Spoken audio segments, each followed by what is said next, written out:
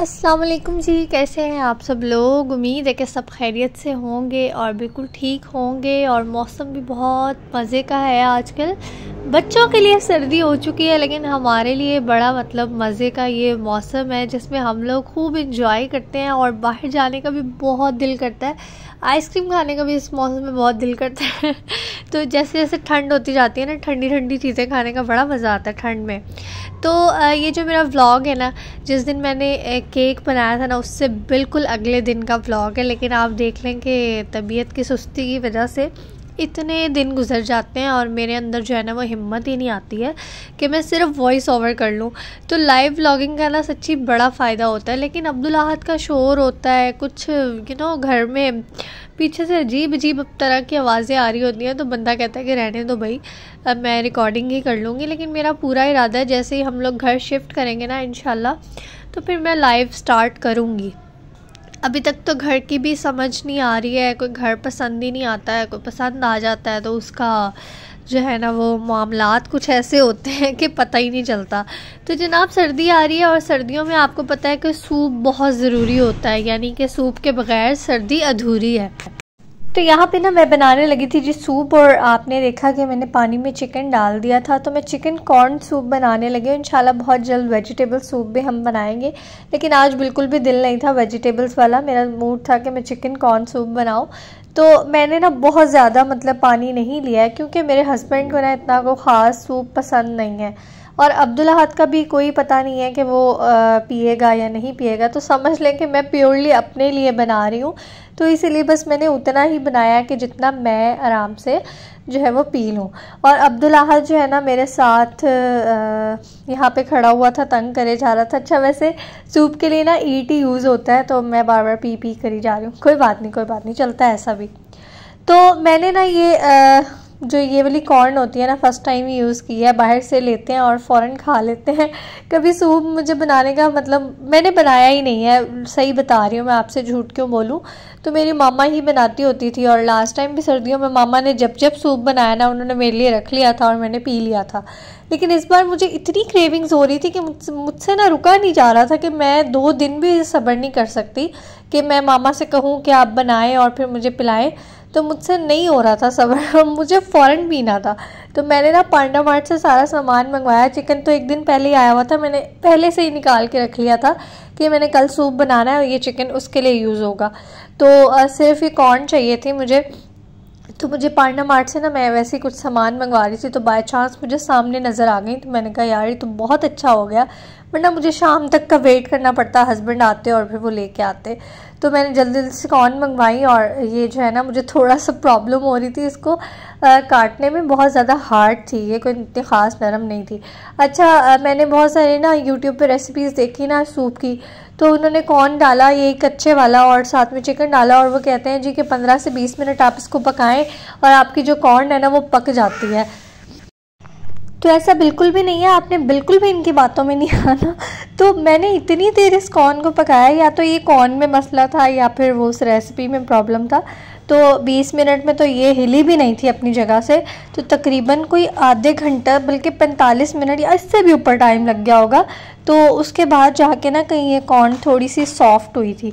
तो थोड़ा सा ना आपको ये कॉर्न कहीं ऊपर छिलके नज़र आ रहे थे। तो मैंने हालांकि पानी को दोबारा से चेंज भी किया था। मुझे भी जो है ना थोड़ी सी इरिटेशन हो रही थी कि इसके अंदर छिलके से आ रहे हैं, लेकिन वो फिर भी हल्के हल्के आ गए थे।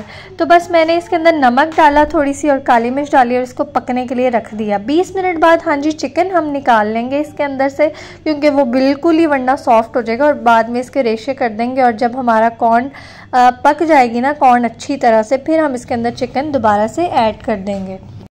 इसी के साथ साथ जी मेरा जो है ना वो सब्ज़ी का काम भी चल रहा था। और सब्ज़ी भी जो आज मैंने मंगवाई थी ना वो भी बड़ी मुश्किल थी। ज़ाहिर है भिंडी में टाइम लगता है, थोड़ा सा मेहनत लगती है।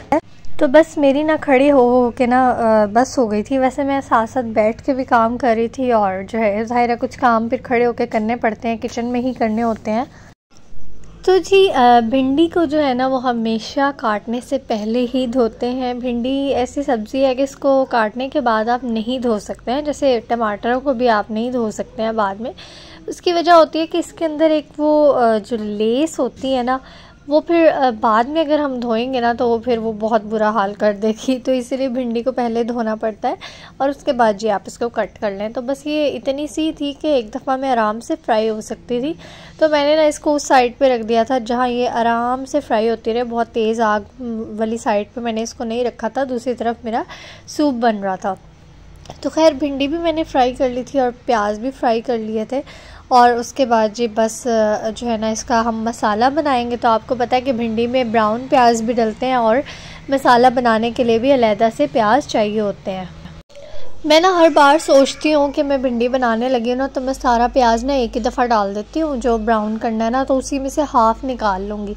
लेकिन जब भिंडी हम फ्राई करते हैं तो ऑयल इतना गर्म हुआ होता है तो मैं कहती हूँ कि इसी में डाल देती हूँ, जल्दी जल्दी इसने फ्राई हो ही जाना है। तो सेम ऑयल मैं यूज़ कर रही हूँ जिसमें मैंने भिंडी फ्राई की थी, प्याज फ्राई किए थे, वही मैं सेम सालन में ऐड करूँगी।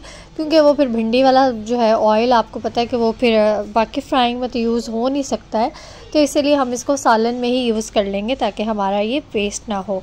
और हल्का हल्का जो है प्याज को हम लाइट ब्राउन करेंगे, गोल्डन सा कलर देंगे, बहुत ज़्यादा डार्क ब्राउन नहीं करना है। बल्कि आप देख सकते हैं कि अभी ट्रांसपेरेंट ही थे तो मैंने बस इसके अंदर ना ये चिकन ऐड कर दिया था। बहुत ज़्यादा चिकन नहीं था, मैंने लेग पीसेस सेपरेट निकाल के रखे थे। तो मैंने कहा चलें इसमें ऐड कर देती हूँ, थोड़ा अच्छा टेस्ट आ जाएगा। भिंडी की क्वांटिटी थोड़ी सी जो है ना वो हो जाएगी, खाली खाने में ज़्यादा वो जो है वो यूज़ होती है। और थोड़ा सा साथ कोई चीज़ मिल जाए तो फिर आपको पता है इतनी ज़रा सी सब्ज़ी ये बनती है ना, इतनी मेहनत इस सब्ज़ी में होती है और जब आप निकालो तो एक प्लेट निकलती है बस। तो बस भिंडी को कर देते हैं साइड पे और उसको अब थोड़ा सा टाइम लगेगा मसाला उसका सॉफ्ट होने में। टमाटर मैंने डाल दिया उसके अंदर और सारे मसाले भी ऐड कर दिए थे, मसाले मैंने नहीं दिखाए।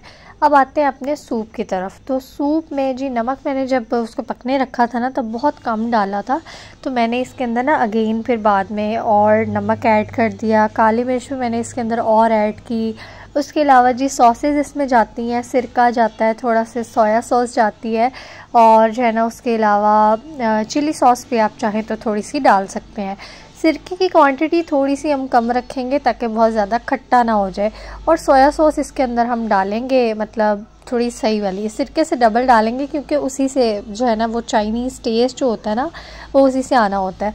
तो मैंने ये जो स्पून पकड़ा हुआ था ना ये काफ़ी बड़ा था तो मैंने बस ये वाले एक एक चम्मच ये सारी चीज़ें डाल दी थी। 1 चम्मच सिरका डाला था, 2 चम्मच मैंने सोया सॉस इसके अंदर ऐड कर दिए थे और इसी तरह से चिली सॉस का भी मैंने 2 चम्मच ही ऐड कर दिए थे। लेकिन सिर्फ इतना ही नहीं डाला था, ये जितनी मैंने चीज़ें अभी डाली है ना मैंने इसको मतलब सेम इतनी ही चीज़ें मैंने दोबारा भी इसके अंदर ऐड की थी। एक और चीज़ जो मैं चाइनीज़ चीज़ों में आपको पता है कि लाजमी यूज़ करती हूँ वो है जी चाइनीज़ सॉल्ट, जिसको हम कहते हैं अजीनोमोटो। तो वो भी मैंने इसके अंदर थोड़ा सा डाला था। और अगर आप वो यूज़ कर रहे हैं तो साथ आपने नमक की क्वांटिटी ख्याल रखना है कि बहुत ज़्यादा नमक मत डाल दीजिएगा, क्योंकि जब हम दोनों डालते हैं तो वो भी एक सॉल्ट ही है तो उसमें भी जो है ना वो फिर कड़वा ना हो जाए कहीं। और इन चीज़ों को डालने के बाद जी बस अब हम इसके अंदर डालेंगे अंडा। और अंडा डालते हुए ना बस हमने हल्का हल्का अंडा डालते जाते हैं, साथ साथ हम इसको ना हिलाते जाते हैं। हमने एकदम से सारा अंडा नहीं डाल देना और इसको छोड़ना नहीं है। जितनी आपको क्वांटिटी चीज़ों की पसंद है ना आप उतना इसके अंदर डाल सकते हैं। मैंने सिर्फ एक ही अंडा डाला था क्योंकि मैं बहुत ज़्यादा सूप नहीं बना रही थी, तो आप ज़्यादा बना रहे हैं तो ज़्यादा अंडे डाल लें। और सेम इसी सूप में ना आप वेजिटेबल्स भी ऐड कर सकते हैं, अपनी पसंद के वेजिटेबल्स डाल लें, मटर डाल लें, शिमला मिर्च, बंद गोभी, जो दिल करे वो डाल लें। लेकिन अगर आपने सिर्फ वेजिटेबल सूप बनाना है तो फिर वेजिटेबल्स को हल्का सा पहले सौटे करना होता है गार्लिक के साथ थोड़ा सा, तो फिर बस उसके अंदर पानी डाल देते हैं और ये बाकी सारा सेम प्रोसेस है। तो इंशाल्लाह वो भी हम जल्दी बनाएंगे।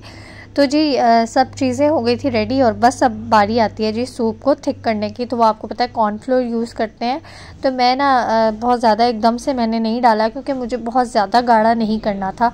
आपको पता है सूप ठंडा होने के बाद ना मतलब जब हम उसको रखते हैं तो वो थोड़ा सा और जो है ना वो थिक हो जाता है। तो मुझे इतना रखना था कि आराम से जो है ना वो हमारे मतलब खाने के काबिल हो। तो मेरे हस्बैंड को वैसे सूप पसंद नहीं है लेकिन उनको भी बहुत पसंद आया, माशाल्लाह से सूप इतना मज़े का बना था। और मैंने इतनी लाइट सॉसेस उसमें रखी थी ना कि अब्दुल अहद भी आराम से उसको खा सकता था। तो लेकिन अब्दुल अहद ने बहुत तंग किया, उसने नहीं खाया। मैंने कोशिश की ज़बरदस्ती उसको खिलाने की कि उसकी तबीयत भी ख़राब थी, उसको फ्लू वगैरह हुआ था। तो मैंने कहा अच्छी चीज़ है उसके लिए, पी लेना चाहिए उसको, लेकिन उसने बिल्कुल भी नहीं, मुँह ही नहीं लगाया। तो मेरे हस्बैंड ने जो है वो बड़े शौक़ से ले लिया, तो मुझे बड़ा अच्छा लगा। चले, मैंने कहा मेरी जो है वो मेहनत रंग ले आई, और ख़ुश होकर उन्होंने भी पी लिया। और मेरा तो दिल कर ही रहा था, तो और सारा पीना ही मैंने था, तो मैंने भी आराम से इसको इंजॉय किया। और फिर उसके बाद जी बस मैंने फटाफट से सालन को भी जो है वो लास्ट टच देना था। तो बस पहले हमने सूप इंजॉय किया, थोड़ा सा हौसला हुआ, भूख भी बहुत लगी हुई थी। वैसे ना सूप पीने के बाद ना और ज़्यादा भूख लगने लग जाती है। सूप जो है ना वो भूख को बढ़ा देता है। तो जब आपने कोई अच्छा सा खाना खाना हो ना, तो स्टार्टर में इसलिए सूप लेते हैं कि उसके बाद आप ज़बरदस्त सा खाना खा सकें। तो यहाँ पे हमारा जो है ना भिंडी का मसाला रेडी हो चुका था, चिकन बहुत अच्छे से गल चुका था। तो बस अब हमने क्या करना है, सारे मसाले मैंने इसके अंदर ऐड किए हुए थे, और जो भिंडी हमने फ्राई की हुई है, प्याज हमने फ्राई किए हुए हैं, वो हमने इसके अंदर डाल देनी है। बहुत हल्के हल्के हाथों से हमने इसको हिलाना है, कि भिंडी बहुत नाजुक होती है, टूट के उसके जो है ना परखच्चे ना उड़ जाएं।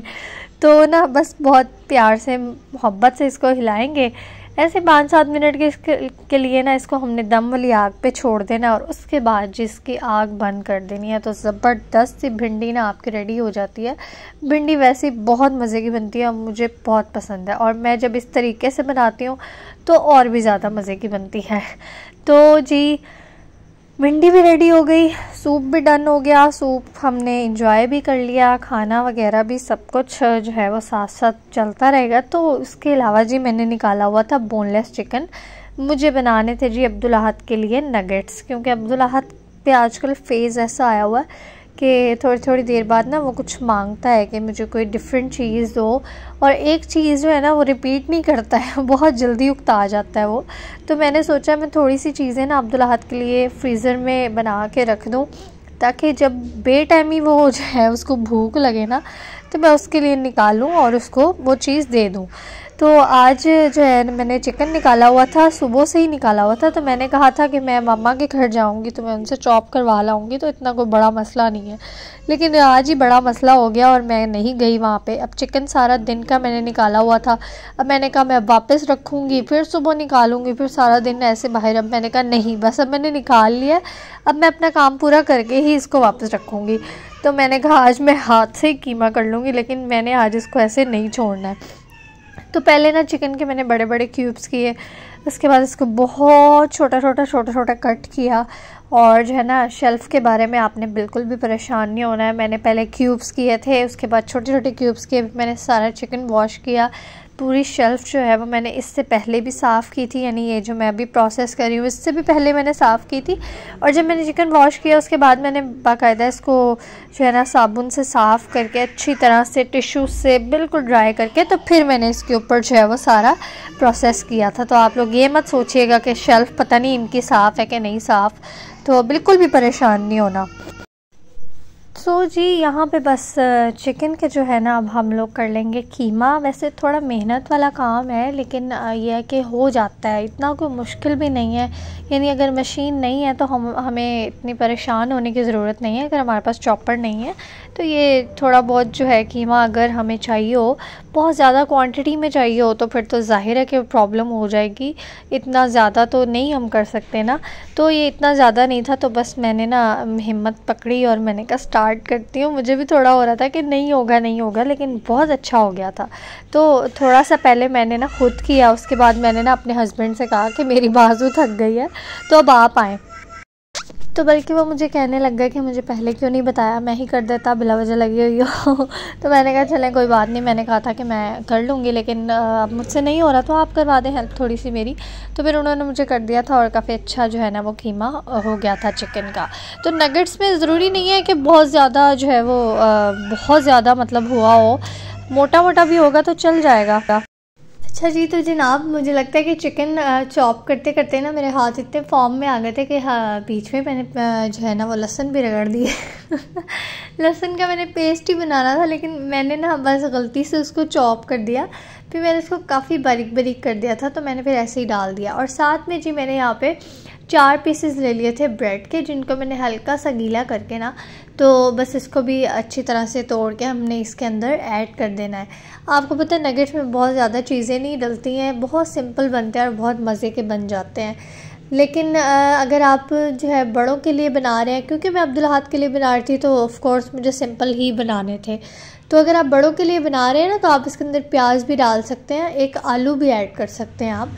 वैसे तो हम वैसे भी नॉर्मली भी आलू ऐड कर सकते हैं, लेकिन प्याज बंदा ना ऐड करे, तो उस तरह से भी ना नगेट्स बहुत मज़े के बनते हैं। और जो स्पाइसेस हैं वो भी इसके बहुत सिंपल होते हैं। इसके अंदर सिर्फ नमक, काली मिर्च और सोया सॉस, ये 3 चीज़ें जाती हैं और उसके अलावा कुछ भी ऐड नहीं होता है। तो इसी से जो है ना इसका बहुत अच्छा टेस्ट निकल आता है। अच्छा पता नहीं ये मैंने शायद हाथ से कीमा किया था इस वजह से, या पता नहीं मुझे वजह समझ में नहीं आई, लेकिन ये थोड़ा सा ना सॉफ्ट था। मतलब कि वैसे हाथों से बाइंडिंग इसकी अच्छी हो रही थी, लेकिन मैंने कोशिश की थी कि मैं भी आपको आगे दिखाऊंगी क्या कोशिश मैंने की थी, तो उसमें थोड़ी सी प्रॉब्लम हो रही थी, तो फिर इस वजह से मैंने हाथों से ही इसको जो है ना वो शेप दे ली थी। तो जैसे मैंने अभी बताया कि थोड़ा सा मुझे ये सॉफ्ट लग रहा था, गीला गीला लग रहा था, तो मैंने इसके अंदर ना 1 चम्मच मैदा और इस तरह से 1 चम्मच कॉर्नफ्लोर का ऐड कर दिया था। इससे थोड़ा सा बाइंडिंग में जो है वो इजी हो जाता है। तो ये मैंने कोशिश की थी, मेरा था कि मुझे लंबा काम ना करना पड़े, मैं इसको एक ही दफ़ा ट्रे में फैलाऊँ और जो है ना बस उसकी कटिंग कर दूँगी और आराम से कोटिंग कर लूँगी। लेकिन नगेट्स ने भी कहा कि नहीं भाई तुम थक रही हो तो तरीके से थको, फिर ऐसा कैसे हो सकता है कि हम बन जाए आराम से, प्यार मोहब्बत से बन जाए। तो ऐसा नहीं हुआ, प्यार मोहब्बत से नहीं बने वो। जब मैंने ट्रे में फैलाया ना और जब मैंने कट्स लगाए तो मुझे ना लगा कि नहीं यार ये सॉफ्ट है, इसके सही से नहीं बन पाएंगे, चिपक रहा था ना वो बहुत ज़्यादा। आपने मुझे वजह ज़रूर बतानी है कि मैंने इसमें क्या ऐसी गलती की है जिसकी वजह से ये चिपक रहे थे, या मुझे क्या इसमें ऐड करना चाहिए था कि इसकी बाइंडिंग अच्छी हो जाती। मुझे ऐसा लग रहा है कि शायद मैंने ब्रेड जो है वो इसके अंदर गीली करके ऐड की है, शायद उस वजह से ये सॉफ्ट ज़्यादा हो गए हैं। तो मुझे ब्रेड वैसे ही डाल लेनी चाहिए थी, लेकिन वैसे ब्रेड मुझे लगता है कि सही से इसके अंदर मिक्स नहीं होनी थी, वो ड्राई ऐसे ही फिरती रहती बीच में। तो बहरहाल ये आपने मुझे लाजमी बताना है, क्योंकि मैंने ये पहली दफ़ा ही हाथों से इस तरह कीमा करके बनाया था, तो इसलिए हो सकता है मुझसे भी कोई गलती हो गई हो। तो इस तरह से मैंने फैलाया था इसको और बस फिर मैंने कट्स लगाए, तो ये सही से फिर नहीं हुआ, तो फिर मैंने इसको वहीं छोड़ दिया। मैंने कहा मैं इसको हाथ से शेप दे लेती हूँ। तो फिर मैंने आराम से बेड पे बैठ के ना तो इसकी वो शेप बना ली थी और बिल्कुल सिंपल सी मैंने जैसे मुझसे रफली बने ना मैंने बना दिया, मैंने कोई स्पेशल इसको शेप नहीं दी। और बस अब यहाँ पे मैंने 1 अंडा बीट कर लिया था, उसमें थोड़ा सा दूध भी ऐड कर लिया था और जो है ना उसके अलावा यहाँ पे ब्रेड क्रम्स बनाए हुए थे। ब्रेड क्रम्स में मैंने फ्रेश ही बनाए थे, बिल्कुल ताज़ा ब्रेड थी जिसके मैंने ब्रेड क्रम्स बनाए थे। और मुझे में अब इतनी हिम्मत बिल्कुल भी नहीं थी कि मैं इसको रोस्ट करती, ड्राई रोस्ट करती, तो मैंने बस ऐसे ही काम चलाया और मैंने कहा कि अब इसको ऐसे ही करते हैं।